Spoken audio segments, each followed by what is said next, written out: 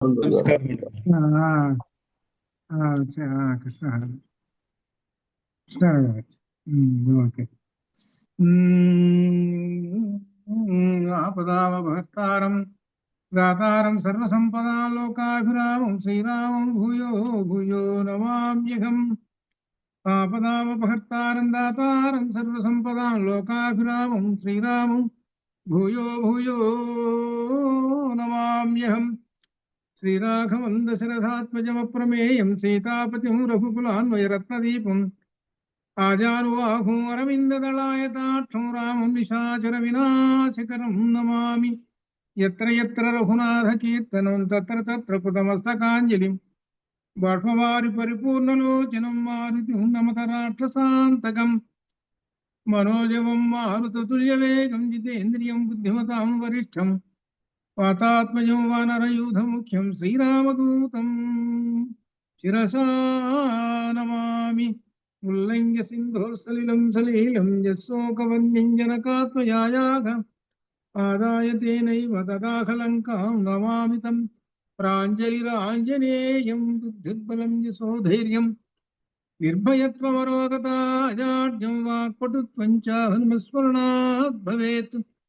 రామాయ రామచంద్రాయ రామభద్రాయ వేధసే రఘునాథాయ నాథాయ సీతాయాత్పతయే నమః. పరబ్రహ్మణే నమః. వాల్మీకి రామాయణంలోని సుందరకాండ అధ్యయనం చేస్తున్నాము. ఈ రోజున 41వ సర్గ అశోకవన విధ్వంసము. ఇక్కడ నుంచి హనుమ యొక్క మహాపరాక్రమం అంతా వస్తున్నది. రాక్షస సంహారం ప్రారంభం కాబోతున్నది. ఇంతవరకు 40వ సర్గలో సీతాదేవి అమ్మవారు హనుమను ఆశీర్వదించింది. నేను వెళ్ళొస్తానమ్మానంటే శివస్థితే అధ్వాస్తు హరిప్రవీర, నీకు శుభం మంగళకరంలో ఉగాక, హాయిగా చక్కగా సుఖంగా వెళ్ళిరావయ్యానని చెప్పింది. సరే, ఇంకా ఈయన బయలుదేరాడు. బయలుదేరిన తర్వాత వెళ్ళాలి కదా, నేను వెళ్ళొస్తానన్నాడు, అమ్మవారు కూడా ఆశీర్వదించింది కాబట్టి ఏం చేయాలి, ఈయన వెళ్ళిపోవాలి. అయితే ఏం చేశాడు, అది ఇక్కడ విశేషం. ఇది గొప్ప విశేషం. దీనిలో 41వ సర్గలో 1వ శ్లోకం. సచవాగ్భిః ప్రశస్తాభిః కమిష్యన్ పూజితస్తయా పూజితః తయా. సచ వాగ్భిః, సచ ఆ హనుమంతుడు ఆంజనేయ స్వామి వారు, వాగ్భిః ప్రశస్తాభిః పూజితస్తయా, తయా ఆ సీతాదేవి చేత పూజితః పూజింపబడ్డాడు. అంటే ఎలా పూజింపబడ్డాడు ఏమిటంటే వాగ్భిః మాటల చేత పూజింపబడ్డాడు, అది అర్థం. అనగా అమ్మవారు ఆయనను మెచ్చుకున్నది, అది అర్థం. మెచ్చుకొని చివరికి నీకు శివాభి నీకు మంగళకరములు అవుగాక అని దీవించింది కూడా, అది అనమాట ఆ మాటలు. పూజిత తయా పూజిత పూజింపబడగా గమిష్యన్ వెళ్ళటానికి సచ ఆ హనుమ సిద్ధమైనాడు. ఇక సిద్ధమయ్యేదానికి తస్మాత్ దేశాత్ అపక్రమ్య, అక్కడ నుండి దేశాత్ ఆ ప్రదేశం నుండి అపక్రమ్య కొంత దూరం నడిచి ఆగాడు. సరేనన్నాడు, కొంత దూరం నడిచాడు. నడిచిన తర్వాత వానర హనుమ చింతయామాస ఆలోచించెను, ఆగాడు.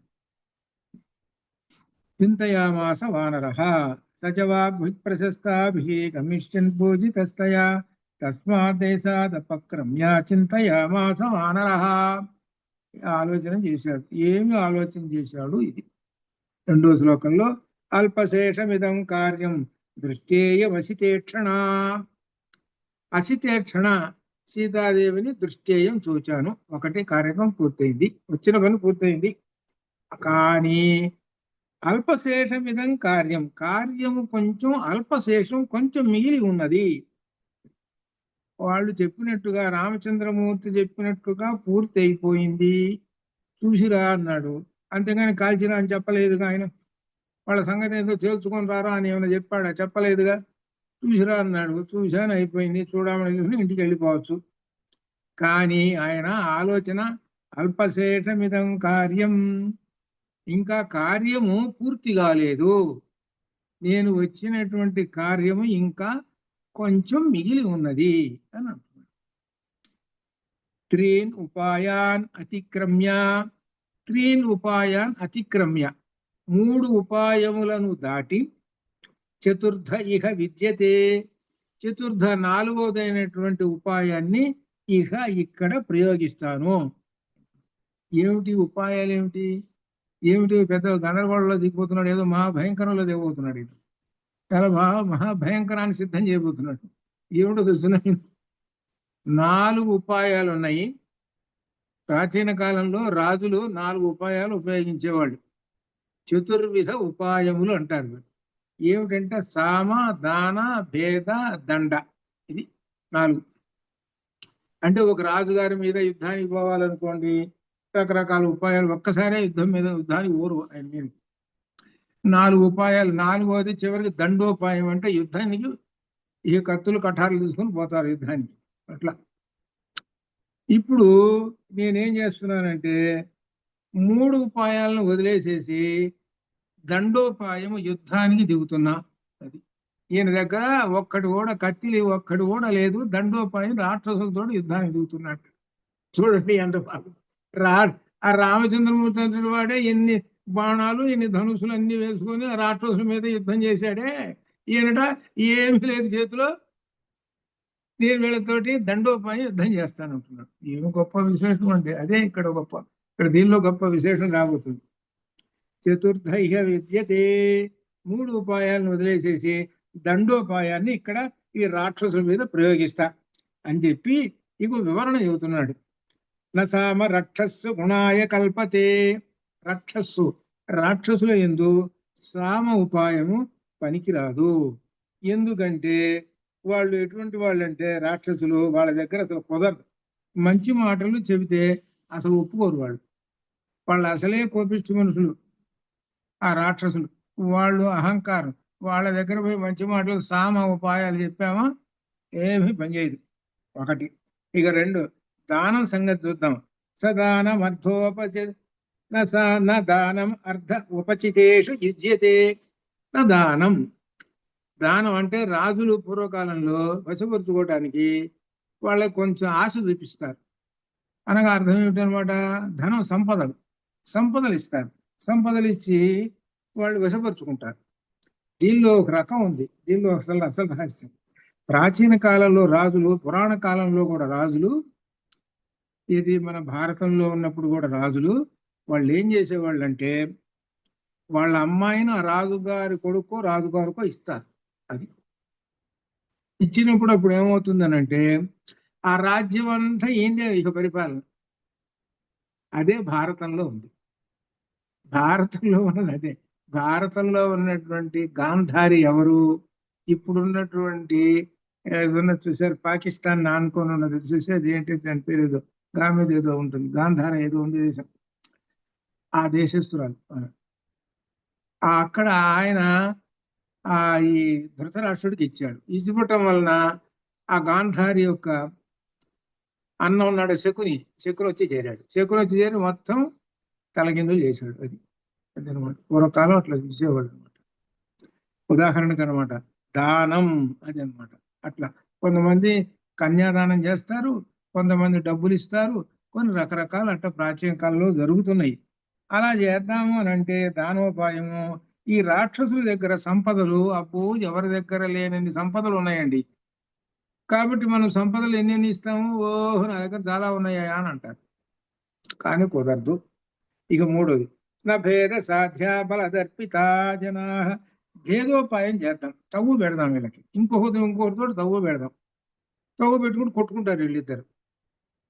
ఇప్పుడు దేశంలో ప్రపంచంలో జరుగుతున్నది అదే. ఇప్పుడు యుద్ధం భేదోపాయమే ఇప్పుడు జరుగుతుంది. వీడికి తవ్వు పెట్టి బలహీనలు చేయటం అనమాట. అది అలా అనమాట. చేద్దాము అని అనుకుంటే వీళ్ళు చూద్దామని అంటే అస్సలు బలగర్భితులు. ఇక వీళ్ళతోటి ఎవడన్నా తలపడ్డా యుద్ధానికి వాడు చచ్చాడే. అది కాబట్టి ఎవడు రాడు ఏం వీళ్ళతోటి యుద్ధానికి. 3 ఉపాయాలు వీళ్ళ దగ్గర ఏమీ పనిచేయవండి. ఇక 4వ ఉపాయం ఒక్కటి మిగిలి ఉంది. అది ఏమిటంటే పరాక్రమస్వేవ మమేఘ రోచతే ఇష్టపడుతున్నాను. పరాక్రమము తు ఏవ, పరాక్రమమే కాని ఇంకొకటి ఇక్కడ పని చెయ్యదు అని నాకు తోచుతూ ఉన్నది అని హనుమ అంటున్నాడు. చివరికి ఆయన ఆలోచన చేసి ఇక్కడ మాత్రము పరాక్రమం చూపించాలి అంటే దండోపాయం ఉపయోగించాలి. దండం అంటే కర్ర తీసుకోవాలి. కర్ర తీసుకుంటే గాని అప్పుడు వాడు అందుకనే కర్ర తీసుకొని బాధ్యతలు పెడతాడు వాళ్ళని. అది ఇట్లా తర్వాత వస్తుంది దండోపాయము ఇది ఎట్లా అని అనుకొని ఇక 4లో నచాస్య కార్యస్య పరాక్రమాత్ రుతే వినిశ్చయ కశ్చిదిహోపపద్యతే కథ ప్రవీరాహి రణేహి రాక్షసాః కథంచిత్ ఈయుః ఇదిహాద్య మార్ధవం. పరాక్రమం తప్ప మరొక ఉపాయమే లేదండి. ఇక్కడ నిశ్చయముగా పరాక్రమమే చూపించాలి. ఇప్పుడు ఈ యుద్ధంలో రాక్షస వీరులను చంపేస్తే కథ ప్రవీరాహి రణేరిహి రాక్షసాః, ఇప్పుడు ఈ రాక్షసులను చాలా మందిని చంపేస్తే తర్వాత యుద్ధం వస్తుంది, అప్పుడు సులభంగా ఉంటుంది.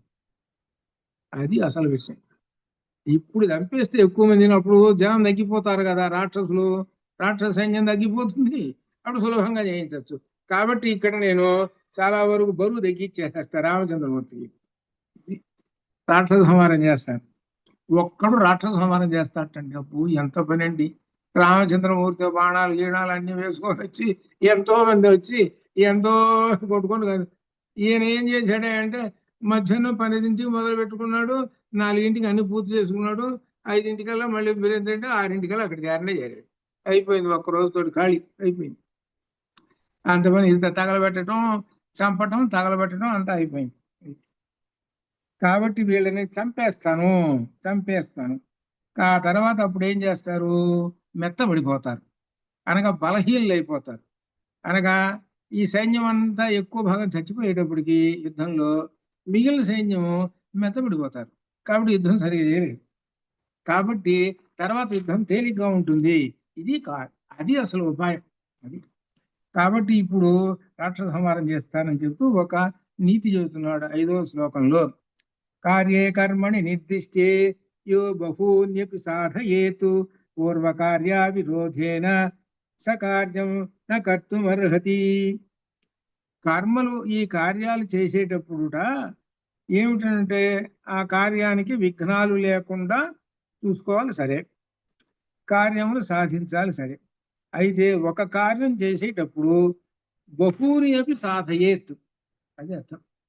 ఒక కార్యాన్ని తలబెట్టాడు, కేవలం అదే కార్యం కాదండి, దానికి సంబంధించినటువంటి అనేక కార్యాలను కూడా సాధించాలి, అది అర్థం.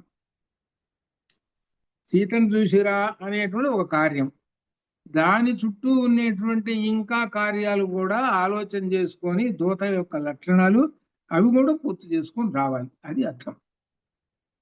ఇక్కడ దీనిలో అది విశేషం. అనగా ఒక విషయాన్ని గురించి సమగ్రంగా తెలుసుకోండి అని మనకు హనుమ గారు చెబుతున్నారు. ఏదైనా విషయం ఉందనుకోండి, ఏదో కొంచెం తెలిసింది అనుకో, ఒక 10% చాలే అని ఉండకూడదు. ఎలా తెలుసుకోవాలంటే సమగ్రంగా తెలుసుకోవాలి ఆ విషయాన్ని గురించి అని హనుమ గారు చెబుతున్నాడు. అలా తెలుసుకుంటేనే ఒక కార్యాన్ని గురించి అప్పుడు సంపూర్ణంగా నీకు అర్థమవుతుంది, తర్వాత ఏమైనా చేయగలుగుతావు. అదనమాట. అట్లా కార్యే కర్మణి నిర్దిష్టే యో బహూని అపి సాధయేతు పూర్వకార్య విరోధేన సకార్యం కర్తుమర్హతి. పూర్వకార్యము దాని విరోధం లేకుండా చేయాలి. అసలు పూర్వకార్యం ఏమిటి? అమ్మవారిని దర్శనం చేసుకుంటారా అన్నాడు మొదటి కార్యం. దాని విరోధం లేకుండా చూసుకోవాలి, అది మాత్రం ముఖ్యం. అది కాబట్టి ఆ కార్యాన్ని పూర్తి చేసుకుంటూ ఇంకా కార్యాలు సఫలం చేయాలి అంటూ 6వ శ్లోకంలో నహి ఏకః సాధకో హేతుః స్వల్పస్య అపి ఇహ కర్మణః యో హి అర్థం బహుధా వేద స సమర్థః అర్థ సాధనే. ఏదైనా అల్ప కార్యమునైనా సాధించుటకు ఒకే ఒక్క ఉపాయం ఉండదండి. చిన్నదైనా సరే కార్యము ఒక్కటే ఉపాయంగా పలు ఉపాయాలు చూసుకోవాలి అంటున్నాడు. అల్ప కార్యమైనా సాధించడానికి ఒకే ఒక్క ఉపాయం ఉండదు, అనేక ఉపాయాలు ఉంటాయి. వాటిని తెలుసుకొని ఎవరు కార్యములు సాధించగలుగుతారో అతడే కార్య సమర్థుడు. ఇది అంటారు ఒక సామెత, చిన్న పాము అయినా పెద్ద కర్రతోటి కొట్టండి రా అని అంటుంటారు. ఒక సామెత అనమాట. అంటే దాని అర్థం ఏంటనమాట, అక్కడ కార్యాన్ని సాధించాలి అంటే ఏదో చిన్న పాము కదా, చిన్న కర్ర పుల్ల తీసుకుని కొడతానంటే కుదరదు. అది అర్థం. అని అర్థం ఏంటి? ఈ కార్యం సాధించటంలో ఉపాయం ఆలోచించుము. ఆ ఎన్ని రకాల ఉపాయాలు ఉంటే అన్ని రకాల ఉపాయాలు చేయాలి. అనేక ఉపాయాలు ఉంటాయి కాబట్టి ఆ అనేక ఉపాయాలను ఆలోచించుకొని కార్యాన్ని సాధించుము. ఈయన చేయబోయేది ఏంటి? ముందు చెబుతున్నాడు చెప్పటల్లా, నాకు అనేక ఉపాయాలు ఉన్నాయి, ఇప్పుడు కార్యం సాధించడంలో ఎన్ని ఉపాయాలు పన్నానో తెలుసునా? ఎంత పని చేస్తాడో తర్వాత వస్తుంది, చాలా తర్వాత తెలుస్తుంది ఒక్కొక్క ఉపాయం అన్నమాట.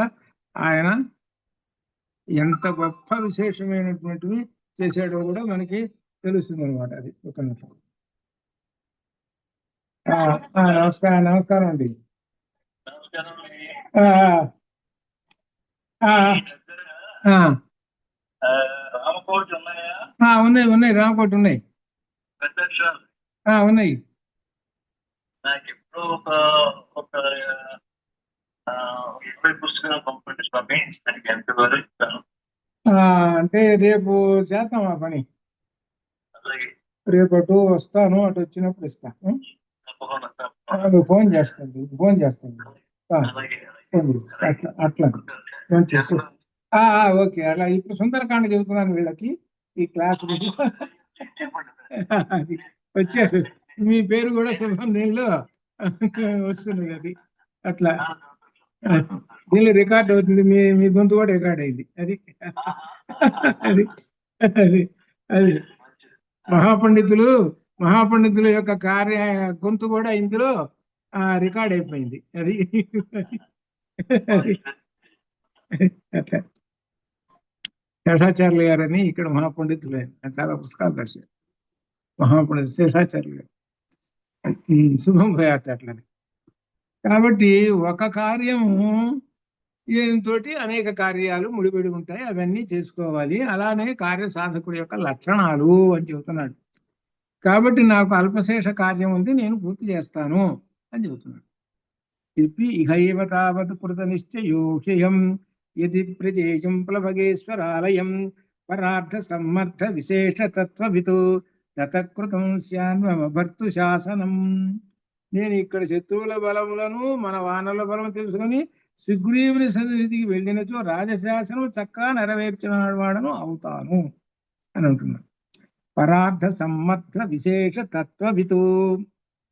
ఇక్కడ ఒక సర్టిఫికెట్ హనుమ గారికి, పరార్థ సమ్మర్థ విశేష తత్వవితు. తత్వవిత్తు అందులో ఈయన తత్వజ్ఞానం తెలిసినటువంటి వాడు. మొత్తం ఇక్కడ విశేషం ఏమిటనమాట, ఆయన కేవలం పరాక్రమే కాదండి, తత్వజ్ఞానం కూడా తెలిసినటువంటి వాడు.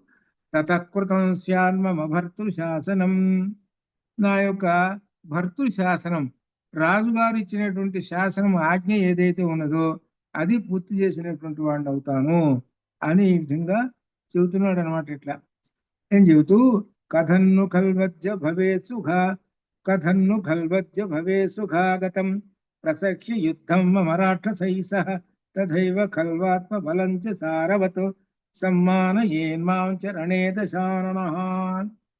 దశాననః ఆ రావణాసురుడు రాక్షసులో యుద్ధం సులభంగా వచ్చుట ఎట్లు? రాక్షసుతో యుద్ధం సులభంగా, ఇప్పుడు నాకు వాళ్ళతో యుద్ధం కావాలి. కథన్ను కలు అద్య భవేత్ సుఖాగతం. ఎట్లా ఈ సుఖం కావాలన్నమాట, యుద్ధ సుఖం. ప్రసఖ్య యుద్ధం మరాక్షసై సహా, రాక్షసుతో యుద్ధం కావాలి. తథైవ కలు ఆత్మ బలంచ సారవతు. నా పరాక్రమం ఏ విధంగా ఇక్కడ ప్రదర్శించాలి, నా యొక్క ఆత్మబలం. ఆత్మబలం అంటే శరీర బలం. నా యొక్క బలాన్ని ఎలా ప్రయోగించాలి? సమ్మానయేన్మాం చరణే దశాననః. రాక్షసులతో ఈ విధంగా చేస్తే చివరి రావణుడు నా బలాన్ని గుర్తించి గౌరవిస్తాడు. అందులో నా బలాన్ని గుర్తించి గౌరవిస్తాడు. చివరికి ఏం గౌరవించాడంటే తోక తగలబెట్టండి రా అన్నాడు. తోక తగలబెట్టండి రా అన్నాడు. తోక తగలబెట్టండి రా అంటే తోక తగలబెట్టమంటావా, సరే నీ కొంపే తగలబెడతారు కానీ అన్నాడు. చివరికి తన కొంప ఆయన కొంపే తగలబెట్టాడు. అది అంటే ఆ ఏమిటనమాట, ఆయన నన్ను గౌరవించాడని నేను గౌరవించా. ఎట్లా తెలిసినా నేను మొత్తం తగలబెట్టా. అది నేను ఎట్లా గౌరవించానంటే లంక మొత్తం తగలబెట్టేశాను. అప్పుడు కానీ ఆయన సంగతి, అప్పుడు నా సంగతి కానీ అప్పుడు ఆయనకు అర్థం కాదు. అది చివరికి. అది అదే విధంగా సమ్మాన ఏమాంచ రణే దశానన. ఆ దశాననుడు రావణాసురుడు నా యొక్క పరాక్రమాన్ని చూసి మెచ్చుకుంటాడు, కాబట్టి యుద్ధం చేస్తాం. తతసమాసాద్య రణే దశాననం సమంత్రి వర్గం సబల ప్రయాయినం ప్రతిష్ఠితం తస్య మతం బలం చ వై సుఖేన మత్వాహమితః పునర్వ్రజే. యుద్ధమున రావణుని అమాత్యులు రాక్షసులను ఎదిరించి రావణుని మనస్సులోని అభిప్రాయమును బలమును తెలుసుకుని ఇక్కడ నుండి సుఖంగా వెళ్ళిపోతారు. అమాత్యులను అందరినీ ఎదిరించి యుద్ధం చేసి అసలు రావణుడి మనసులో ఏముందో తెలుసుకొని అప్పుడు తెలుసుకొని ఆయనకు 4 మాటలు చెప్పి ఇక్కడ దాకా వచ్చాను కదా, 4 మంచి మాటలు చెబుదాం, వింటాడా? విన్నాడు, లేకపోతే ఆయన దాన్ని అనుభవిస్తాడు. కానీ నేను 4 మంచి మాటలు కూడా చెబుతాను. 4 మంచి మాటలు చెప్పాలంటే ఆయన దగ్గర పోవాలి కదా. ఆయన దగ్గర పోవాలంటే ఎట్లా? అది ఇప్పుడు ప్రశ్న. రావణాసురుడి దగ్గరికి పోవాలంటే రాక్షసులకే భయం ఆయన ఎదురుకు పోవటానికి. ఇంకా ఎట్లా ఆయన దగ్గరికి పోవటం? ఇది తప్పితే నాకు ఉపాయం లేదు. ఈ రాక్షస సంహారం చేస్తేనే కానీ అప్పుడు ఆయన దర్శనం కాదు. అది అట్లా తెలుసుకొని ఇంకా 10లో ఇదమస్య నృశంస నందనోపమం నందన ఉపం అముత్తమం వనం నేత్ర మనఃకాంతం నానాద్రుమలతాయుతం. ఆ రావణుని ఈ ఉత్తమ ఉద్యానవనం ఉన్నదే అశోకవనం, అనేక వృక్షాలతో ఆయనకి ఈ వనం అంటే చాలా ఇష్టం అండి. ఆయనకి కన్నుల పండుగగా ఉంటుంది, చాలా బాగుంటుంది. ఇంద్రుని యొక్క నందనవనం లాగా ఉంటుంది. రావణాసుడికి బాగా ఇష్టమైనటువంటి ఈ ఉద్యానవనము అశోకవనము. కాబట్టి దీనిని ఇప్పుడు ఏం చేస్తాను అంటే దీని ద్వారా ఇక మొదలు పెడతాను కార్యక్రమం. ఏంటి? ఇదం విధ్వంసయిష్యామి శుష్కం వనమివానల అస్మిన్ భగ్నే తథ కోపం కరిష్యతి దశానన. ఇప్పుడు ఈ వనాన్ని అగ్ని ఏ విధంగా దహిస్తుందో ఆ విధంగా అశోకవనాన్ని భగ్నం చేసేస్తా. మనకి ఇందులో చూడు, దావాగ్ని పుట్టింది, కాలిఫోర్నియాలో అడవులన్నీ తగలబడుతున్నాయని ఈ విధంగా చెబుతుంటారు. అదంతా అదే పుడుతుంది. అట్లనే నేను దావాగ్నిలాగా ఈ వనాన్ని తగలబెడతా, అనగా వనాన్ని విధ్వంసం చేసేస్తాను, ఈ అశోకవనాన్ని. ఆ తర్వాత రావణుడి కోపం వస్తుంది. అప్పుడు ఏం జరుగుతుంది? తతో మహత్సాస్వ మహారథ ద్వీపం బలం సమాదేక్షతి రాక్షసాధిప త్రిశూల కాలాయ సపట్టి సాయుధం తో మహద్యుద్ధమిదం భవిష్యతి. ఆ రావణుడు రథములు అశ్వాలు ఏనుగులు మహాసైన్యం నాపై పంపిస్తాడు. వాటి త్రిశూలాలు ఈనుగుతో తయారు చేసిన పరిఘలు అవి తీసుకొని భయంకరంగా వస్తారు. వారికి నాకు అప్పుడు మహాయుద్ధము సంభవించును. తతో మహత్ యుద్ధమిదం భవిష్యతి. తతః ఆ తర్వాత మహత్ యుద్ధం గొప్ప యుద్ధము భవిష్యతి సంభవించును. వాళ్ళు ఆయుధాలు త్రిశూల కాలాయస పట్టిస మొదలగినటువంటి ఆయుధాలు పట్టుకొని వస్తారు నా మీదకి. అప్పుడు మహాయుద్ధం జరుగుతుంది. ఇక 13 అకంతు తై సంవ్యతిచండ విక్రమై అకంతు తై సంవ్యతిచండ విక్రమై సమేచ రక్షోభిరసహ్య విక్రమ నిగత్య తద్రావణ చోదితం బలం సుఖం గమిష్యామి కపీశ్వరాలయం. రావణుడు పంపినటువంటి పరాక్రమం కలిగిన అనేక రాక్షసులు ఉన్నారు కదా, వాళ్ళందరినీ యుద్ధం నేను పరాక్రమముతో చండ విక్రమై, ఇక్కడ ఒక పదం ఇస్తాడు చండ విక్రమై. ఆ పదం కూడా చండ విక్రమై, తీవ్రమైనటువంటి పరాక్రమంతో వాళ్ళని ఎదుర్కొని సంహరించి ఇక నేనేం చేస్తాను తర్వాత? సుఖం గమిష్యామి కపీశ్వరాలయం, సుఖం హాయిగా కపీశ్వరాలయం సుగ్రీవుడు ఉన్నటువంటి చోటికి గమిష్యామి వెళతాను. వీళ్ళందరినీ చంపేసేసి సుగ్రీవుడి దగ్గర పోతాను. చండ విక్రమై. అబ్బో ఏమి సరే పదం తీసుకున్నాడు, అవి చెప్తున్నాడు. మహా తీవ్రమైనటువంటి పరాక్రమం అని ఇక మొదలు పెట్టాడు. అశోకవనాన్ని నాశనం చేయడం మొదలు పెడుతున్నాడు. ఇప్పుడు ఇక్కడ దాకా ఒక ప్లాన్ వేసుకున్నాడు అని అర్థం. అది ఈ మనస్సులో ఒక ప్లాన్ సృష్టించేసుకున్నాడు. చివరికి ఈ ప్లాన్ యొక్క ఏమిటి లక్ష్యం అంటే రావణాసురుని చూడాలి. అది రావణాసురుని చూసి 4 మాటలు చెప్పాలి. అందుకోసం ఇంత ప్లాన్ వేశాడు. అందుకోసం ఇంతమందిని చంపాల్సి వచ్చింది. అది తతో మారుతవత్ క్రుద్ధ మారుతి భీమ విక్రమ ఊరు వేగేన మగత ద్రుమాన్ క్షేప్తు మధ ఆరభతు. భీమ విక్రమ మారుత క్రుద్ధ. భీమ విక్రముడైన హనుమ కోపంతో గొప్ప తొడల వేగముచే అనగా పాదములచే మహావృక్షములను వాయువు విసిరి వీసినట్లుగా పడగొట్టనారంభించెను. పాదాలతో ఒక్కొక్క తన్ను దంతుంటే ఒక్క తన్నుకి 10 చెట్లు పడుతున్నాయి. అది. కాబట్టి ఈయన ఎంత రూపం పొందాడో చూసుకోండి. అంటే వాటి అని అన్నమాట మహామహా వృక్షాలు కదా, కాబట్టి ఈయన ఎంత వాడై ఉండాలో చూసుకోండి. ఒక్కొక్క తను దంతుంటుంటే ఒక తనుకే 10 చెట్లు పడుతున్నాయి. అట్లా పెద్ద పెద్ద చెట్లన్నీ విరిగి పడిపోతున్నాయి. పాదములచే తన్ని పడవేస్తూ ఉన్నాడు సులభంగా. తతస్తు హనుమాన్ వీరోపభంజ ప్రమదావనం మత్తద్విజ సమాభృష్టం నానాద్రుమలతాయుతం. హనుమ మదించిన పక్షుల ధ్వనులు కలిగిన అనేక వృక్షాలు ఉన్నటువంటి ఆ అశోకవనంలో ఈయన ఆ ప్రమదావనాన్ని విధ్వంసం చేస్తుంటే ఆ చెట్లు పడిపోతున్నాయి. వాటి మీద ఉన్నటువంటి పక్షులు అన్ని కూడా లేచి పరిగెత్తుతూ పక్షుల ధ్వనులు ఓ భయంకరంగా ఉన్నాయి. అశోకవనం ఎలా ఉన్నది? అసలు అశోక అంటే శోకం లేదు, ప్రశాంతంగా ఉండేది. ఇప్పుడు ప్రశాంతం పోయింది, దానికి వ్యతిరేకం వచ్చింది. పక్షులు గోలవాలు చేస్తున్నాయి. ఏమిటబ్బా ఇప్పుడు గోలవాలు చేస్తున్నాయి ఏమిటి? ఇటు చూస్తే చెట్లు ఎన్ని పడిపోతున్నాయో, ఆ చెట్ల మీద నుంచి ఉన్న పక్షులు పైకి లేచి పరిగెత్తుతున్నాయి. తర్వాత తద్వనం మధితై వృక్షై భిన్నైశ్చ సలిలాశయైః చూర్ణితై పర్వతాగ్రైశ్చ బభూవ అప్రియ దర్శనం. ఆ వృక్షాలను విరగొట్టేస్తున్నాడు, సరస్సులను కూడా తెంచి పారేస్తున్నాడు. ఆ గట్లను తెంచేస్తే సరస్సులో నీళ్ళన్నీ బయటికి పరిగెత్తుంటాయి. పర్వత శిఖరాలను చూర్ణించి చిన్న చిన్న పర్వత శిఖరాలు వాటిని వలగొట్టేస్తున్నాడు. ఇక ఆ వనము చుట్టూగా చూసడానికి ఎట్లా ఉంది అని అంటే అప్రియం. అంత క్రితం ప్రియంగా ఉన్నది, అప్రియం.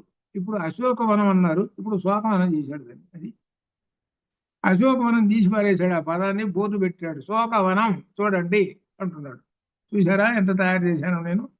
అశోకవనం అంటే ఆనందంగా ఉంటుంది, ప్రశాంతంగా ఉంటుంది. ఇప్పుడు కాదు శోకవనం చేసేసాడు అయ్యవారు. ఎందుకు చేశాడో చూసుకోండి, ఎంత గొప్ప విశేషం.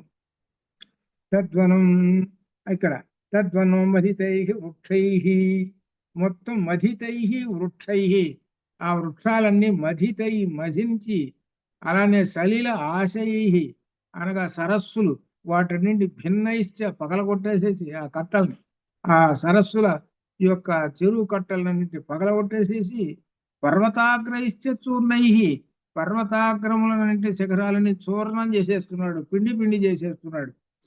బభూవ అప్రియ దర్శనం, బభూవ ప్రకాశించెను. ఎలా అప్రియ దర్శనం, ఆ అశోకవనము ఎలా ఉందంటే ఇప్పుడు అప్రియ దర్శనం అలా ఉంది. చాలా భయంకరంగా చేసేస్తున్నాడు. ఆ అశోకవనం కాస్త శోకవనం అయిపోతుంది. నానా శకుంత విరుతై ప్రభిన్నై సలిలాశయై తామ్రై కిసలై క్లాంతై క్లాంతద్రుమలతాయుతం న బభౌ తద్వనం తత్ర దావానలహతం యథా వ్యాకులావరణారేజు విహ్వలా యువతాలతా. ఆ ప్రమదాలను విధ్వంసం గావిపోడుచి అనేక విధములైన పక్షుల ధ్వనులు వినబడుతున్నాయి. సరస్సుల గట్లు తెగిపోడితే నీరు ప్రవహిస్తున్నాయి. వృక్షములను భగ్నం చేయుడితే ఎర్రని చిగుళ్ళు గల వృక్షాలు వాటికి అంటి పెట్టుకొని ఉన్న లతలు వాడిపోతున్నాయి. అందువలన ఆ వనం ప్రకాశించడం లేదు. ఈ విధంగా ఆ వనము దావానలముచే దహింపబడినట్లుగా లతలకు ఆధారమైన వృక్షములు ధ్వంసముడ చేత వాటికి ఆధారం లేక ఆ తీగలు కూడా క్రింద పడి దుఃఖించుతున్న లలనల వలె ప్రకాశించుతున్నవి. లత అనేటువంటిది లలనతోటి పోల్చి ఆ తీగలన్నీ కింద చిందరవందరగా పడిపోయినాయి అని అర్థం. అవన్నీ లతలన్నీ ఏడుస్తున్నాయి. ఎంత భయంకరంగా ఉందండి! అబ్బో, ఆ వనం చూస్తుంటే చిందరవందరగా ఉంది. ఇంతని ఏమిటా అనేటువంటి చాలా అందరూ ఆశ్చర్యంగా పడేటట్టు ఉండదు అనమాట. ఈ దావానలం నిజంగా లేదు కానీ అక్కడ దావానలం ఎవరంటే హనుమయే దావానలం. అక్కడ దావానలం అసలు పుట్టదు. ఎందుకంటే రావణాసురుడు అంటే భయం వాటికి కూడా, ఆ దావానాలకు కూడా ఏమిటి అని అంటాడు. కాబట్టి దావానాలు అసలు రావడానికి వీల్లేదు, రావణుడి యొక్క ఆజ్ఞతోటి ఉంటాయి. కాబట్టి మరి దావానలం మరి లేదు, మరి పుట్టదు కదా ఎట్లా అంటే, హనుమయే దావానలం అండి. అసలు హనుమ అంటే అసలు అర్థం ఏమిటండి? వాయునందన, అది ఇక్కడ చెప్తుంది. అది అసలు విషయం. వాయునందన, ఈ వాయునందనుడు ప్రవేశించాడయ్యా. నువ్వేదో దావానలం నేనంటే భయపడుతుంది రాదని అంటున్నామే. అసలు వాయునందనుడు అంటే అసలు అగ్ని వచ్చిందయ్యా ఇక్కడికి.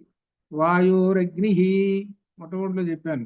వాయునందన అని అంటే పైకి అర్థం ఆంజనేయ స్వామి, లోపల అర్థం ఏంటో అంటే అగ్నిదేవుడు అని అర్థం. ఇప్పుడు అగ్నిదేవుడు విజృంభించాడు అని అర్థం. ఈ అశోకవనం మీద అగ్నిదేవుడు విజృంభించాడని అని చెబుతూ 19లో లతాగృహై చిత్రగృహైశ్చ నాశితై మహోరగై వ్యాళముదైశ్చ నిర్ధుతై శిలాగృహై ఉన్మథితై తథా గృహై ప్రణష్ట రూపం తథా తత్ అభూత్ మహధ్వనం. హనుమ పరాక్రమణకు బ్రహ్మదావనములు లతాగృహములు చిత్రగృహాలు నాశనం అయిపోయింది. లతాగృహాలు చిత్రగృహాలు మహావరగై, మహాసర్పములు క్రూర మృగములు ఎన్నో చచ్చిపోయాయి. సర్పాలు చచ్చిపోయినాయి. మరి మరి వనం కదా, మృగాలు ఉన్నాయి, తోడేళ్ళు ఇటువంటి అవి చచ్చిపోయినాయి. ఓహో గందరగోళంగా ఉండిపోయింది. వ్యాళ మృగైశ్చ నిర్ధుతై శిలాగృహై, శిలాగృహాలు కూడా అవి కూడా పగిలిపోయినాయి. శిలాగృహాలు అంటే ఒక రకంగా ఏంటంటే మనకి ప్రత్యేకంగా సేద తీర్చుకోవడానికి మనం ఉంటామే ఏదో వీటికి ఏదో పాము గృహాలు దాని పేరు ఏదో గుర్తులు అట్లా పదం. ఈ బాగా ఉన్న వాళ్ళు పెట్టుకుంటారనమాట ఓ ఇల్లు ప్రత్యేకంగా. అదేంటో గుర్తులు అట్లా గెస్ట్ హౌస్ లో పాము, అదే పాము గుర్తుపెట్టుకుంటారు. పాము హౌస్ ఇటువంటి అది. ఈ పామ్ హౌస్లు గెస్ట్ హౌస్లు అనేకమైనటువంటి ఉన్నాయి అనమాట అక్కడ. అవి మొత్తం బాలగొట్టాడు. శిలాగృహై ఉన్మథితై తథా గృహై ప్రణష్ట రూపం తత్ అభూత్ మహధ్వనం. ఆ మహధ్వనంలో ఉన్నటువంటి వీటన్నిటిని పాలగొట్టేసేసాడు. మొత్తాన్ని కళావిహీనం అయిపోయింది. ఇప్పుడు అంతా శోకవనం అయిపోయింది. అశోకవనం అనేటువంటి బోర్డు తీసేసి ఇప్పుడు శోకవనం అనేటువంటి బోర్డు పెట్టాలి. ఈయన ఎంతసేపులో చేశాడు? 10 నిమిషాల్లో పూర్తి చేశాడు. శోకవనం అయిపోయింది. ఇట్లా చేసిన తర్వాత సవిక్ఫల అశోక లతా ప్రతాన వనస్థలీ శోక లతా ప్రతాన జాతాదశాస ప్రమదా వనస్య కపే బలాత్ హి ప్రమదా వనస్య. హనుమంతుని పరాక్రమ రావణుని స్త్రీలకు ఆనందం కలిగించే అశోక లతలతో నిండిన ప్రమదానం నష్టమై రాక్షస స్త్రీలందరికీ ఆనందాన్ని కలిగించేటువంటిదంటే అశోకనం. అయితే ఇప్పుడు ఆ ప్రమదావనం నష్టమై శోకమును లతలతో కూడిన పందిరిగా మారింది. అంత శోకమే. ఆ తీగలన్నీ ఏడుస్తూ ఉన్నాయి. ఆ అంతా కూడా అశోకవనం పేరు పోయి చివరికి అది పేరు తెచ్చుకుంది అని శోకవనము. నన్ను చూశారంటే మీకు అందరికీ దుఃఖం వస్తుంది అని అంటున్నది ఆ వనం. ఇది వేరే దుఃఖం పోయేది, ఇప్పుడు దుఃఖం వస్తుంది అని అంటున్నది అశోకం. సతస్య కృత్వార్థపతే మహాకపి మహద్వ్యళీకం మనసో మహాత్మనః యుయుత్సు ఏకో విడదీస్తే యుయుత్సురేకో బహుభిః మహాబలైః శ్రియాజ్వలంతోరణమాస్థిత కపిః. ఇక ఈ విశేషం ఇక్కడ సతస్య కృత్వార్థపతే మహాకపిః. ఆ మహాకవి ఈయన ఈ విధంగా రావణుని గొప్ప మనస్సు బాధ కలిగించినట్టు చేసి మహాబలశాలుడైన అనేక రాక్షసులతో తన ఒంటరిగానే యుద్ధం చేయడానికి సిద్ధం చేసుకొని ఈయన మహాబలి వాడితో చేసుకొని ఇక్కడ విశేషం 4వ లైన్లో చెప్తున్నాడు. ఇక్కడ అసలు శ్రియాజ్వలన్ అగ్ని జ్వాల వలె మిక్కిలి కాంతివంతముగా, శ్రియ అంటే కాంతి, జ్వలన్ అగ్ని వలె, తోరణమాసి తక్కపిహి అక్కడ తోరణం ఉంది, ద్వార తోరణం. అశోకవనామ అనేటువంటి దాన్ని మనకి ఇప్పుడు కమాలు అంటారు. అట్లనే ఓ పెద్ద తోరణం ఒకటి ఉంది. ఆ తోరణం అశోకవనం బోర్డు ఒకటి ఉంది అనమాట. ఉంటే దాని మీద పోయి కూర్చున్నాడు. ఎలా ఉన్నాడు అయ్యానంటే ఈయన అగ్ని, అగ్ని భగభగ మండుతుంటుంటే ఎలా ఉంటుందో అలా ఉన్నాడు. అంటే ఏ మాత్రం సౌమ్య రూపం లేదు. అది అర్థం. అలా పైన కూర్చొని హాయిగా కూర్చొని ఉన్నాడు. రండిరా, వచ్చేవాళ్ళు రండి, చూసుకుందాం రండి అంటున్నాడు. ఇంకా ఎవడు రాలేదు, ఇంకా రాక్షసుడు. ఇక వస్తారనమాట. ఇంకా ఇక రండి చూద్దాం అని పైన హాయిగా కూర్చున్నాడు. కాలు మీద కాలు వేసుకొని ఆ తోరణ మీద తోరణ మీద కూర్చున్నాడు అనమాట. ఆ హనుమ గారు కూర్చున్నాడు. ఇక రండి అంటున్నాడు. వచ్చేవాళ్ళు రండి, చూసుకుందాం అంటున్నాడు. ఇంకా మొట్టమొదటగా కింకరులు వచ్చేస్తున్నారు. 42 శ్లోకం 42వ సర్కలో కింకరులు వస్తున్నారు. పాపం వీళ్ళకి మూడింది అనమాట వీళ్ళకి. కిం కరహ కిం కరహ కిం కరోతి ఇది కింకరహ అనగా అర్థం ఏమిటి? మొట్టమొదట ఈ సైన్యం మహాసైన్యాన్ని పంపరు ఎప్పుడైనా యుద్ధాలకి. సామాన్యమైనటువంటి వాళ్ళు పంపుతారు. విశేషమైనటువంటి వాళ్ళు మహాపరాక్రమ వాళ్ళ లాస్ట్ లో పంపుతారు. రాజులు ముందే వీళ్ళని పంపరు. మహా గొప్ప గొప్ప వాళ్ళని పంపరు. ఏమిటి కోతే కదా, ఏముందిలేనని మామూలు వాళ్ళని పంపాడు. ఈయనకి ఎంతసేపు ఒక పంటి కింద జాలరు వీళ్ళు. ఎంత 5 నిమిషాలు అయిపోయినారు వీళ్ళు. ఇది ఇక తతః పక్షి నివనానా నినాదేన వృక్ష భంగస్వనేన చ బభూవు త్రాస సంభ్రాంత సర్వే లంకా నివాసినః. ఆ అశోకవనంలో పక్షుల ధ్వనులు, వృక్షాలు పోనప్పుడు కలిగిన ధ్వనులు, లంకలో రాక్షసులు భయం. అప్పు లంకలో కనబడుతున్నాయి. వాళ్ళు ఎక్కడో ఇళ్ళు ఉన్నాయి, బిల్డింగ్లు, 1 మైలు దూరంలో బిల్డింగ్లు ఉన్నాయి, అక్కడ ఉన్నారు. పెద్ద పెద్ద గోల వినపడుతుంది, పక్షుల గోలలు పెద్ద పెద్ద కరుస్తున్నాయి. ఏమిటబ్బా, అశోకవనం ఎప్పుడు కూడా ప్రశాంతంగా ఉండేది, ఈ పక్షుల అరుపులు ఏమిటి, ఇవేమిటి అవేమిటి, ఓ పెద్ద గందరగోళంగా ఉంది అని వాళ్ళకి, రాక్షసులకి భయం కలిగింది. సర్వే లంకా నివాసిన, రాక్షసులకి అందరికీ కూడా త్రాస సంభ్రాంతా. త్రాస అంటే భయం, సంభ్రాంతా ఆశ్చర్యం. ఏమిటబ్బా ఇప్పుడు అని వాళ్ళందరూ అనుకొని, విద్రుతాస భయత్రస్తాని నేధు మృగపక్షిణ రక్షశాంతి నిమిత్తాని క్రూరాణి ప్రతిపేదిరే. ఆ ప్రమదావనంలో మృగములు పక్షులు భయంతో అరస్తూ పారిపోతూ ఉన్నాయి. రాక్షసులు భయంకరమైన అశుభ శకునాలు. అశుభ శకునాలు కనపడుతున్నాయి. ఏంటి, ఓ పెద్దది ఏదో వచ్చి పడదరా అని అనుకున్నారు. అశుభాలు కనపడుతున్నాయి. అంటే ఏంటనమాట, మగవాళ్ళకేమో ఈ ఎడం వైపు అదరటం, ఇట్లా ఇటువంటి అశుభాలు. ఇది రకరకాల. ఇక తర్వాత కాపలా కాస్తున్న రాక్షస స్త్రీలు నిద్రపోతున్నారుగా వాళ్ళు హాయిగా. ఇప్పుడు ఈ ధ్వనికి వీళ్ళు లేచారు. ఎవరు? ఒక్క కాలు, ఒక్క కన్ను, ఒక్క చెవి, ఒక్క పొట్ట, ఒక్క తలకాయ, ఏదో రకరకాలు చెప్పారు చూసావు. ఇటువంటి రాక్షస స్త్రీలందరూ అమ్మవారి చుట్టూ కూర్చున్నారుగా. వాళ్ళు ఇప్పటిదాకా హాయిగా గురకబట్టి నిద్రపోతున్నారు. ఇప్పుడు ఈ ధ్వనులకి లేచారు. లేచిన తర్వాత వీళ్ళు ఏం చేస్తున్నారో చూడండి ఇక్కడ. తతో గతాయా నిద్రాయాం రాక్షస్యో వికృతాననాః తద్వనం దదృశుః భగ్నం తంచ వీరం మహాకపిం. మహాకపిని చూశారు. ఈ శోకం అంతా భగ్నం కావటం, చేయటం, ఇదంతా చూస్తున్నారు.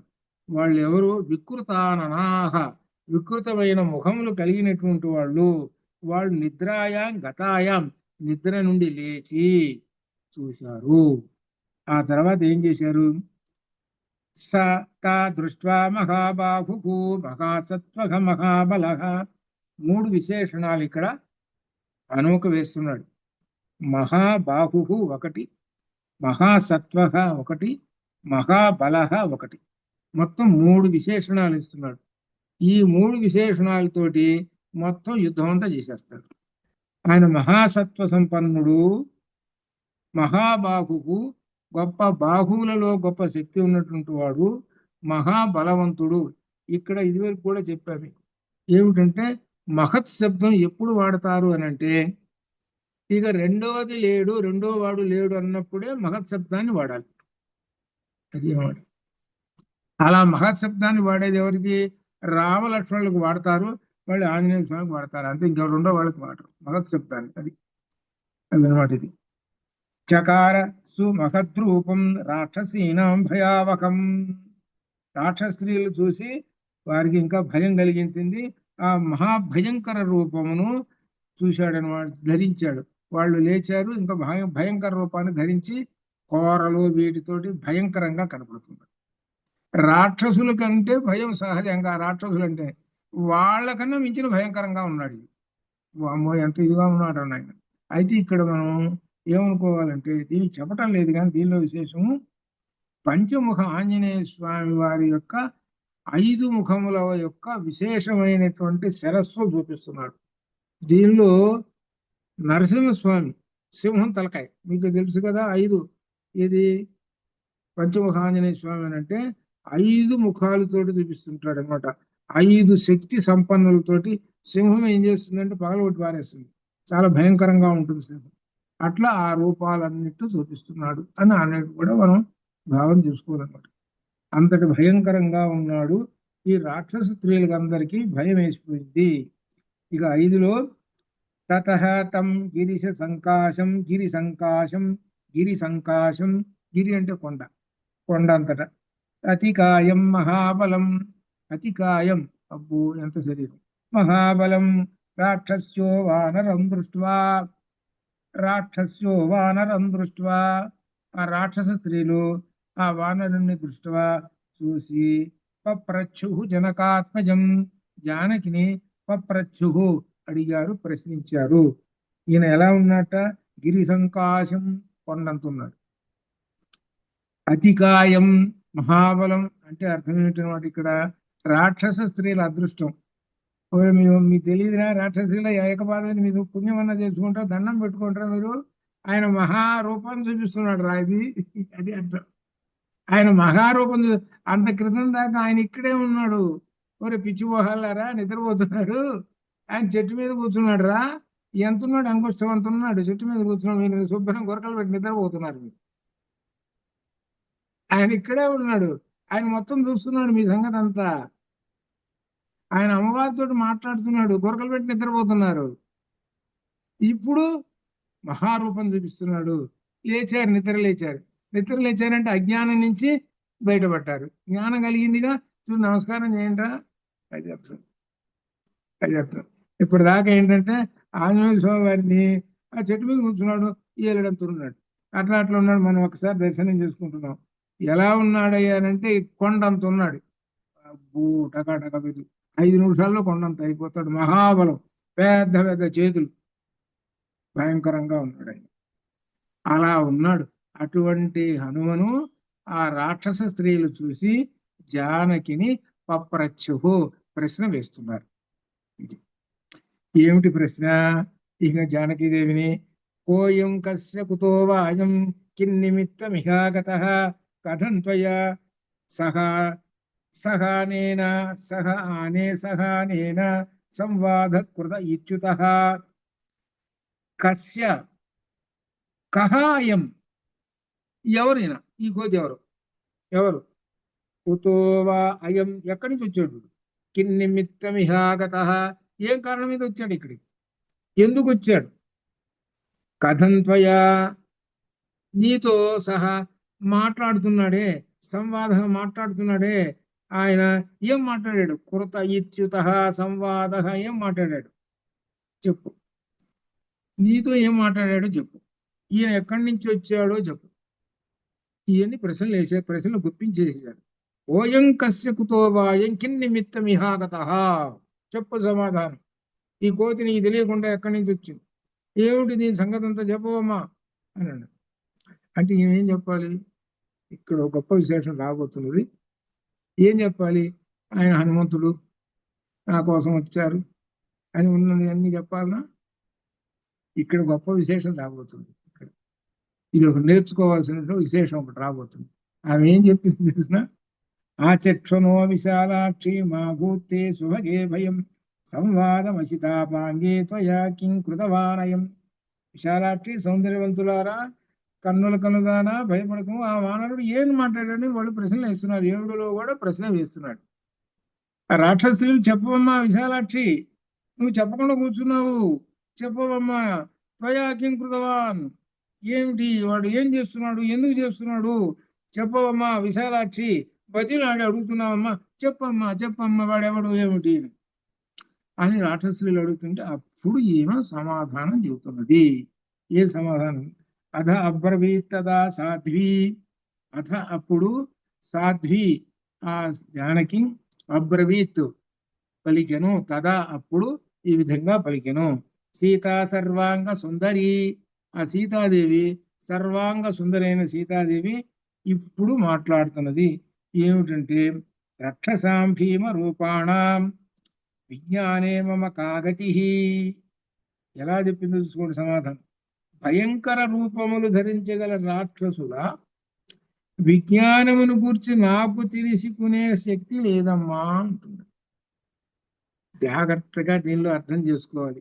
ఎంతటి అర్థంతో చెప్పిందో తెలిసిన మరలా చూసుకోండి. ఇది మీరు గ్రహించాలి. ఇక్కడ ఇక్కడ ఏమాత్రం ఆంజనేయ స్వామి నాకు తెలుసు ఈయన బలానని చెప్పకుండా ఏం చూస్తుందో చూసుకోండి.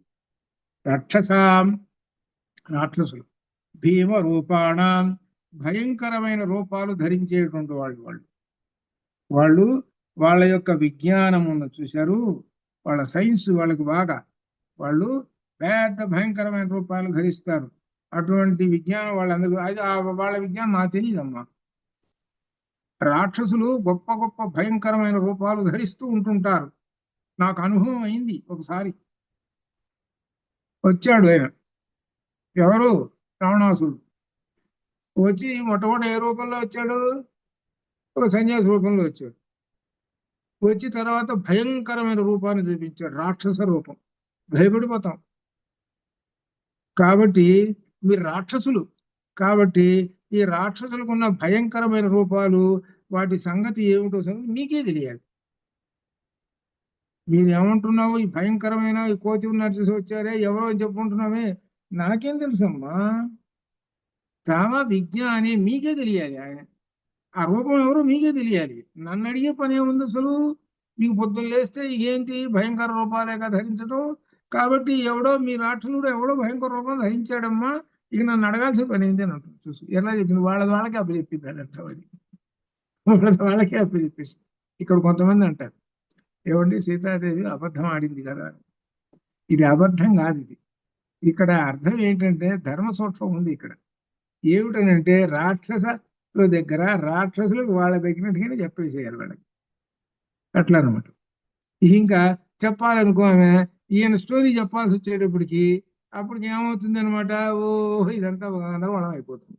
అందుకే నేను చెప్పకుండా వాళ్ళ విజ్ఞానం ఏందో వాళ్ళకి అప్ప చెప్పేసేసింది అనమాట. ఏముంది అనమాట దీనిలో, రక్షసాం భీమ రూపాణం విజ్ఞానేమ మకాగతి. వాళ్ళ యొక్క శక్తి నాకు తెలుసుకుండేటువంటి నాకు శక్తి లేదు. వాళ్ళ విజ్ఞానము, వాళ్ళు భయంకరమైన రూపాలు ధరించేటువంటి వాళ్ళు అని చెబుతూ, యూయం ఏవ అభిజానాతి యహ యూయం యద్వా కరిష్యతి అహిరేవ. ఇక్కడ చెబుతున్నది అహిరేవ హ్యాహేహి, అహిరేవహి అహేహి అంటే పాము. పాదాన్ విజానాతి న సంశయ. ఇక్కడ దేంతో పోల్చిగా చెబుతున్నారో చూసుకోండి. ఏమిటంటే ఆయన ఎవరో ఎక్కడో నాకు తెలియదు, ఏమి చేయదలుచుకున్నాడో ఏమిటో, ఆయన ఏం చేస్తాడో ఎవరు ఆయన నాకు తెలియదమ్మా అని అంటున్నాడు. ఆయన నాకు తెలియదు, ఆయన ఏం చేస్తున్నాడో నాకు తెలియదు అంటున్నాడు. వీళ్ళకి ఎలా చెబుతుందో చూసుకోండి. వీళ్ళు ఎటువంటి వాళ్ళు, వాళ్ళకి తగ్గట్టుగా చెబుతున్నది. మీకే తెలియాలమ్మా అసలు ఆయన ఎవరో అంటూ దీనికి పోలిక చెబుతున్నాడు. పాము పాదాలు పాముకే తెలియదు. పాదాన్ అహి ఏవహి అహేహి, అహి ఏవహి, అహి అంటే పాము, పాముకి పాదములు పాముకే తెలియను. అహి ఏవ పాముకే తెలియను. పాము కాళ్ళు ఉంటాయా? మనిషికో కాళ్ళకో, జంతువులకో పక్షులకో కాళ్ళు ఉంటాయి, కానీ పాముకు మాత్రం కాళ్ళు ఉండవు. కానీ బరబర పోతూనే ఉంటుంది. ఇంప దీని కాళ్ళు ఎక్కడ ఉందిరా బాబు అని అనిపిస్తుంది. దీని కాళ్ళు ఏమి లేవు, బరబర పోతుంది స్పీడు అని అనుకుంటాం. ఏమిటి, సరే సైన్స్ మనకు తెలిసింది కాబట్టి సరే అదేదో బాగుతూ పోతుంది అని దాన్ని తెలుసు. కనుక పాముకి కాళ్ళు లేకపోయినా బరబర వెళ్ళిపోతూ ఉంటుంటుంది. కాబట్టి మీకే తెలియాలి. ఈ పాముకి ఎట్లయితే కాళ్ళు ఉంటాయో లేవో అది మీకే తెలియాలి. అని అర్థం ఏమిటనమాట, ఒరే పాములారా అని అర్థం అనమాట. కాబట్టి మీకు ఆ పాముకి కాళ్ళు ఎలా ఉంటాయో ఉండవో ఏమిటో వీటి సంగతి అంతా, ఈ జ్ఞానం అంతా మీకే తెలియాలి. అంతే. నాకు తెలియదమ్మా, ఇందులో సంశయం లేదు. నాకు మాత్రం తెలియదు. పాము కాళ్ళు పాముకే తెలుసు, నాకు తెలియదు అంటుంది. అనగా అర్థం ఏమిటి, మీకే తెలియాలి అని చెబుతుంది. అని చివరికి వాళ్ళకే చుట్టింది అన్నమాట. వాళ్ళకే చుట్టింది చివరికి. ఆమె అసలు విషయం చెప్పిందా, నా కోసం వచ్చాడు రామదూత, ఆయన పేరు హనుమ, ఈ విధంగా ఏమన్నా నాలుగు మాటలు అన్నా చెప్పిందా, నిజం చెప్పిందా, ఒక్క మాట అన్నా ఏం చెప్పింది? ఏమీ చెప్పలేదు. ఏమీ చెప్పకుండా రాక్షసులు అసలే భయంకర రూపం కాబట్టి ఆ విజ్ఞానం అంతా మీకే తెలియాలి, దాన్ని ఎలా చెబుతున్నది, పాము కాళ్ళు పాముకే తెలుసు, నాకేం తెలుసమ్మా, నాకు అసలేం తెలియదు అని అన్నది. అనేటప్పుడు వాళ్ళకి ఇవి చెప్పేటట్టు లేదులే అసలు విషయం, ఏం చేద్దాంరా, పరిగెత్తుదాం పద, ఎక్కడి రాజుగారి దగ్గర అదేమాట. ఇక అప్పుడు అహమప్యస్య భీతాస్మి అంటుంది తను కూడా. అహమప్యస్మి, నేను కూడా భయపడుతున్నాను. నైనం జానామి కోన్వయం, నాకు అసలు ఏమీ తెలియదు. వేద్మి రాక్షసం ఏవైనం కామరూపిణమాగతం, ఇక్కడ ఎవరో కామరూపిధారి అయిన రాక్షసుడు ఎవడో వచ్చాడమ్మా, అది అసలు విషయం. నాకు కూడా భయం వేస్తున్నది. ఎవరో రాక్షసుడు కామరూపధారి అయి వచ్చి ఈ గందరగోళం చేస్తున్నాడు. నేనున్నానని ఈ అశోకవనంలో నన్ను భయపెట్టడానికి ఈ చెట్లన్నీ విరగొడుతున్నాడు. వీడు ఎవడో రాక్షసుడే. చివరి వాళ్ళకే దొరుకుతున్నది అది. అట్లా అన్నమాట. నాహం జానామి, నాకు కూడా తెలియదు. కహ అన్వయం, ఈయన యొక్క చరిత్ర నాకు నాకు కూడా తెలియదు. నేను కూడా భీతాస్మి, భయపడుతున్నాను అని చెప్పింది. అది చెప్పేటప్పుడు వీళ్ళు తర్వాత ఏం చేశారు, రాక్షసులు ఇక పరిగెత్తారు. వైదేశావచనం శ్రుత్వా రాక్షస్యో విధృతాదిశః చితా కాశ్చిత్ గతా కాశ్చిత్ రావణాయ రావణాయ నివేదితం, రావణునికి నివేదించడం కోసము వీళ్ళందరూ కూడా ఈ విధంగా మాట్లాడుతుంటే వాళ్ళల్లో కొంతమంది కాశ్చిత్ గతాః, కొంతమంది అప్పుడే పరిగెత్తారు రావణాసురుడికి. పరిగెత్తేసేసి వాళ్ళందరూ కూడా రావణాసుడికి చెప్పేశారు, అయ్యా వనంలో కోతి వచ్చిందండి, ఇలా జరిగిందండి అని చెప్పేసేటప్పటికి రావణస్య సమీపే రాక్షస్యో వికృతాననాః విరూపము వానరం భీమం సాక్షాత్ ఉపచక్రము. రాక్షసులు రావణ చెంతకు వెళ్ళి వికృత ముఖము విరూపము భయంకర రూపము గల వానరుని గురించి చెప్పేశారు. అశోకమణికా మధ్యే రాజన్ భీమ వపుః కపిః సీతయా కృత సంవాదః తిష్టతి అమిత విక్రమ. అశోకవన మధ్యలో భయంకర శరీరం మహాపరకంలో ఒక వానరుడు ఉన్నాడండి, అతడు సీతతో మాట్లాడుతున్నాడు. నచితం జానకి సీత హరిహరిణ లోచన అస్మాభి బహుధా పృష్ఠ నివేదయితుమిచ్చతి. ఆమెతోటి మేము ప్రశ్నలు వేసి అడిగామమ్మా, కానీ ఎన్ని విధములు అడిగినా ఆమె సమాధానం చెప్పడంలో ఏదో సమాధానాలు చెబుతున్నది. ఇంకా వాసవస్య భవే దూతో దూతో వైశ్రవణస్య వా ప్రేషితో వాపి రామేణ సీతాన్వేషణ కాంక్షయ. వాళ్ళు ఊహించేశారు అప్పుడే ఈయన ఎవరో సంగతి ఏమిటి, ఆ వానరుడు ఇంద్రుడైనా అయి ఉండాలి, ఇంద్రుడు దూతగానే అయి ఉండాలి, లేక కుబేరుడు దూతగానే అయి ఉండాలి, లేక రాముడు సీతాన్వేషణ నిమిత్తమే దూత అయినా ఉండాలి. అది కాబట్టి ఇదండి విషయంలో అలా మేము భావిస్తున్నామండి అని అన్నాడు. అని చెప్పి తేన అద్భుత రూపేణ ఎత్తవ మనోహరం నానామృగ గణాకీర్ణం ప్రమృష్టం ప్రమదావనం. అద్భుత రూపం గల వానరునిచే మనోహరమైనది, అద్భుత రూపం గల వానరుచే త్వత్ అద్భుత రూపేణ అంటున్నారు. అద్భుతమైనటువంటి రూపం అండి వానరుడిది. ఆ అటువంటి రూపం చేత మనోహరమైన ఈ అశోకవనము నాశనం అయిపోయినది, పూర్తిగా ధ్వంసం అయిపోయింది. నత్ర కశ్చిత్ ఉద్దేశో యస్తేన న వినాశితః యత్ర సా జానకీ సీత సతేన న విషా వినాశితః. ఆ వానరుడు ప్రమదావంలో నాశనం చేయని ప్రదేశం అంటూ ఏదీ లేదండి, మొత్తం వెలగొట్టి పారేశాడు. కానీ సర్వం నాశనం చేశాడు, కానీ సీత ఎక్కడ ఉన్నదో అక్కడ మాత్రము విరగొట్టలేదు. అది అక్కడ మాత్రం 10 చెట్లు ఉన్నాయి, చుట్టూ ఉన్నాయి కదా అమ్మవారు ఉన్న చోట, అవి మాత్రం విరగొట్టలే, మిగిలిన మొత్తం విరగొట్టేశాడు. ఇది అని చెబుతున్నాడు. జానకీ రక్షణార్థం వా శ్రమాద్వా నోపలభ్యతే అథవా కః శ్రమస్తస్య సైవ తేనాభిరక్షిత. ఆ వానరుడు జానకి రక్షించడం కొరకు ఆ ప్రదేశం విడిచినాడా లేక అలసిపోయి విడిచినాడా అర్థం కావటం లేదు. అసలు అతనికి అలసిపోవటమే లేదండి, చూస్తుంటే హే మహారాజా జానకిని రక్షించడం కొరకే విడిచిపెట్టాడండి అసలు విషయం. అమ్మో ఏ రూపం ఉంటే అద్భుత రూపం, మహాభయంకర రూపం, అద్భుత రూపం అని రావణాసుడు ముందు చెబుతున్నాడు. చారు పల్లవ పుష్పాఢ్యాం యం సీతా స్వయమాస్థిత ప్రవృద్ధ శింసుపా వృక్ష సచితేన అభిరక్షిత. అందమైన చెగుటాకులు పుష్పాలతో ఉన్నటువంటి ఆ శింసుపా వృక్షాన్ని సీత ఆశ్రయించి ఉన్నట్టు దాన్ని మాత్రము ధ్వంసం చేయలేదు. దాన్ని మాత్రం ధ్వంసం చేయలేదు, మిగిలినన్ని విరగొట్టేసేసాడు. అవి వాళ్ళు చెబుతున్నారు, ఆ రావణాసురుడి ముందు చెబుతున్నారు. కాబట్టి తస్య ఉగ్ర రూపస్య ఉగ్రంత్వం దండమాజ్ఞాతు అర్హసి సీతా సంభాషిత ఏన తద్వచనం చ వినాశితం. కాబట్టి మహారాజా ఆ సీతాదేవితో సంభాషణ చేశాడు కదా, మరి భగ్నం చేశాడు కదా, కాబట్టి ఆ భయంకర రూపం గల వానరుణ్ణి మీరు దండించండి అని అంటున్నారు. అని వీళ్ళ యొక్క అభిప్రాయం చెప్పేశారు. మన పరిగృహీత తాం తవ రక్షో గణేశ్వర కహ సీత అభిభాషేత యోనస్యాత్యక్త జీవిత. రాక్షస గణాలకు ఈశ్వరుడైన వాడా ఏ రావణాసురుడా, నీవు నిండు మనసుతో పరిగ్రహించిన సీతాదేవితో ఎవడైనా మాట్లాడగలడా? నీవు నిండు మనసుతో సీతాదేవిని తీసుకొని వచ్చావు, అటువంటి సీతాదేవితోటి ఎవడన్నా మాట్లాడటన్న ధైర్యం ఉందా?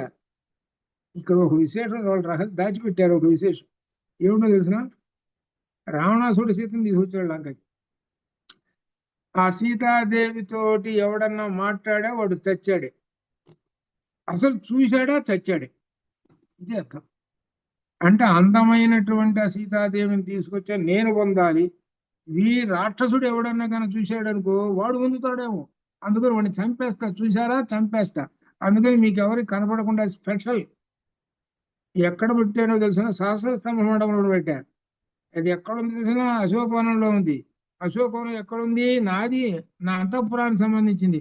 కాబట్టి రాక్షసుడు ఎవడు రాడు. ఒకవేళ ఎవడన్నా వచ్చాడా చచ్చాడే వాడు. అది ఇక్కడ విశేషం. కాబట్టి నువ్వు తీసుకొచ్చావు సీతాదేవిని, ఆ సీతాదేవితో ఎవరైనా మాట్లాడాలని ఏమైనా ప్రయత్నించాడా? ఇక వాడు చచ్చాడే, ఇంకా ఆ రోజు కూడా అయిపోయినాడు వాడు. అట్లా అనమాట. ఇక రావుడి కోపం వచ్చింది. రాక్షసీనవచ శ్రుత్వా రావణో రాక్షసేశ్వర హుతాగ్రీవ జజ్వాల కోప సంవర్తి తీక్షణ. రాక్షసుల విషయంలో ఆయన కోపం వచ్చింది. ఈ హోమాగ్ని వల్ల మండిపోతున్నాడు. తస్య క్రుద్ధస్య నేత్రాభ్యాం ప్రాపతన్ అస్త్రబిందవ దీప్తాభ్యామేవ దీపాభ్యాం సాత్విష స్నేహ బిందవ. ఆ రెండు అగ్ని నేత్రముల నుండి రెండు బిందువులు వచ్చి రాలిపడ్డాయిట. ఎలా అంటే కన్నీటి బిందువులు రాలినట్టుగా ఆ నూనె బిందువులు రాలిపడ్డాయిట. అంతటి భయంకరంగా కోపం తెచ్చుకొని ఎర్రగా కళ్ళు పెట్టుకొని కోపంతో మాట్లాడుతున్నాడు. ఆత్మన సదృశాన్ శూరాన్ కింకరాన్నామ రాక్షసాన్ వ్యాధిదేశ మహాతేజ విగ్రహార్థం హనుమత. ఆ రావణుడు తనతో సమాన క్రూరమైన కింకరులు ఉన్నారు కొంతమంది, వాళ్ళందరికీ ఆదేశం ఇచ్చాడు, వెంటనే ఆ హనుమంతుడిని బంధించండి అని పంపించేశాడు కింకరులు. ఇక తేషామసీతి సహస్రం. అసీతి అంటే 80,000 మంది కింకరులు, ఒకళ్ళ ఇద్దర 80,000 మంది కింకరులు. కింకర అనాంతరస్విన నిర్యయు భవనా తస్మాత్ కూటముగ్గరపాణయ మహోదర మహాదంష్ట్ర ఘోర రూపా మహాబలాః యుద్ధాభిమనస సర్వే హనుమద్గ్రహణోద్యతా. వాళ్ళు ఎటువంటి వాళ్ళు అంటే మహోదర మహోదంష్ట్ర ఘోర రూప మహాబలాహ కింకరులు. అబ్బో ఎంత భయంకరులో ఈ కింకరులు. ఒకరా ఇద్దరా 80,000 మంది వచ్చి పడ్డారట. ఓ పెద్ద తుగిడి లాగా వచ్చి పడ్డారు. 80,000 మంది గణం అనమాట. కింకర గణం అంటారు వీళ్ళు. వీళ్ళు బయలుదేరి ఆ హనుమంతుడిని పట్టుకోవడానికి వచ్చారు. హనుమత్ గ్రహణ ఉద్యత, హనుమంతుడిని పట్టుకోవడానికి వచ్చేసేసారు. ఇక యుద్ధం ప్రారంభమవుతుంది. తే కపీంద్రం సమాసాద్య తోరణస్థం అవస్థితం అభిపేతు మహావేగా పతంగాయ వపావకం. ఆయన అగ్ని జ్వాలలో ఉన్నాడండి, ఆ పైన తోరణం మీద కూర్చున్నాడని చెప్పారు కదా. ఈ అగ్ని చూసి మిడతలు ఏం చేస్తాయనంటే అదేదో తెల్లటి కంది పండేది వందలు వచ్చి దాని వచ్చి పడి చేస్తాయి. అట్టనే ఈ అగ్ని రూపంలో వచ్చి ఆ రాక్షసులతో పడి చచ్చిపోయారు అని చెబుతున్నాడు. దాన్ని ఎట్లా సంగతి చెబుతున్నాడు.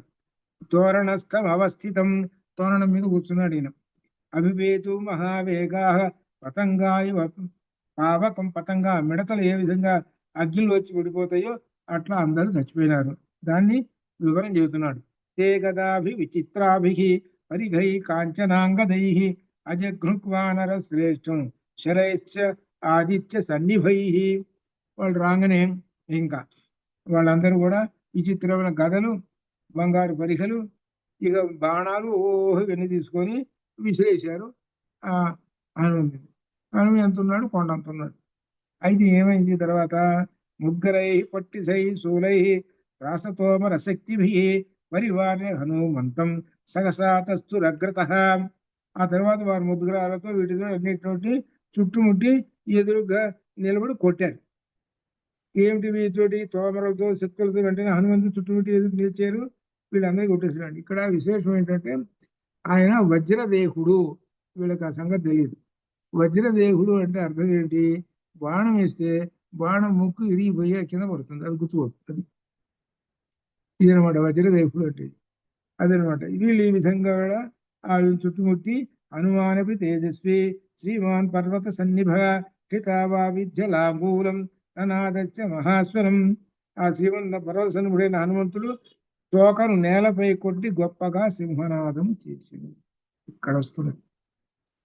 రేపు మీకు ఈ తోక సంగతి ఏంటో సంగతి చెబుతాయి. ఆయన తోక ఇక్కడ విశేషం. నేలపై కొట్టాడు అంటే అక్కడ 1,00,00,000 మంది చచ్చారు అని అర్థం, అంతే, ఇంకంతే. ఈ ఎవరు రాక్షసులు చచ్చారు అని అర్థం అనమాట. ఇది ఇక్కడ 3 సార్లు వస్తుంది. ఆ తోకని చటా చటా కొట్టేస్తాడు భూమికి. కొట్టి సింహనాదం చేస్తాడు, సింహగర్జన. సింహగర్జన చేసి ఇక ప్రారంభం చేస్తాడు. ఇక రాక్షస సంహారం చేసేస్తాడు. ఎలా చేశాడంటే దీనిలో అక్కడ పరిఖ తీసుకొని అక్కడ ఇనప దూలం ఉంటుంది, పెద్ద దూలం. ఆ దూలం తీసుకొని ఆయనకి ఆ దూలం ఎట్లా ఉంటుందంటే మనకు ఒక చిన్న కర్ర పుల్ల, అది ఒక కర్ర పుల్ల లాగా ఒక చిన్న కర్ర పుల్ల ఆయనకి, ఒక కర్ర అనమాట. ఆ కర్ర లాగా తీసుకుంటుంది ఆయనకి. ఇది ఇనప దూలం. అది ఆ ఇనప దూలంతో రాక్షసులు బాధేశాడు. ఇనప దూలంతో 80,000 మంది అయిపోయినారు. అది ఇప్పుడు వస్తుంది. సరే, రేపు ఈ విధంగా ఇక్కడి నుంచి హనుమ యొక్క పరాక్రమము భయంకరంగా ఉంటుంది. ఇది ఈ భయంకరమైన పరాక్రమం మనకు మనస్సులో స్మరించుకోవడం చూస్తే మనకు నిజంగా ఆయన కళ్ళలోకి వస్తాడు, దీనిలో సందేహం లేదు. భయంకరమైన పరాక్రమంతో యుద్ధం చేస్తుంటాడు. ఆయన చేతిలో మాత్రం గద అసలు లేనే లేదు. ఎక్కడ కూడా హనుమ చేతిలో గద లేదు. భూమి మీద యుద్ధం చేసినంతసేపు ఆ పరిఖ తీసుకొని కొట్టేస్తాడు. ఆ తర్వాత వాళ్ళతోటి యుద్ధం చేసేటప్పుడు ఆకాశ యుద్ధం చేస్తాడు. అక్షకుమారుణ్ణి ఎలా చంపేస్తాడో తెలిసిన? పెద్ద హిమాలయ పర్వతం అంత పెద్ద శరీరం పొంది ఒక్కసారి అక్షకుమారుడి యొక్క రథం మీద ఒక్కసారి ఒక దూకుతాడు. దూకేటప్పటికి ఆ రథం యొక్క చక్రాలు ఎటు పోయినాయో తెలియదు, గుర్రాలు ఎటు పోయినాయో తెలియదు, సారథి ఎక్కడ పడ్డాడో తెలియదు, ఈ అక్షకుమారుడి తలకాయ ఎక్కడ పడదో తెలియదు, వీడి చేతులు ఎక్కడ పడ్డాయో తెలియదు. అట్లా నాశనం అవుతాడు అక్షకుమారుడు. అక్షకుమారుణ్ణి చంపాడు గనుకనే రాముడు తొందరగా యుద్ధాన్ని చేయగలిగాడు, రావణాసురుని జయించగలిగాడు. లేకపోతే అక్షకుమారుడు గనక అప్పుడు బతికి ఉంటే రాముడు మళ్ళీ అవతారం దాల్చాలి. ఆ విషయం వస్తుంది అన్నమాట. శుభం భయాత్. పూర్ణమద పూర్ణమిదం పూర్ణాత్ పూర్ణముదచ్యతే పూర్ణస్య పూర్ణమాదాయ పూర్ణమేవావశిష్యతే. అసితో మా సద్గమయ తమసో మా జ్యోతిర్గమయ మృత్యోర్మా మృతంగమయ. ఓం శాంతి శాంతి శాంతి. శుభం భూయాత్.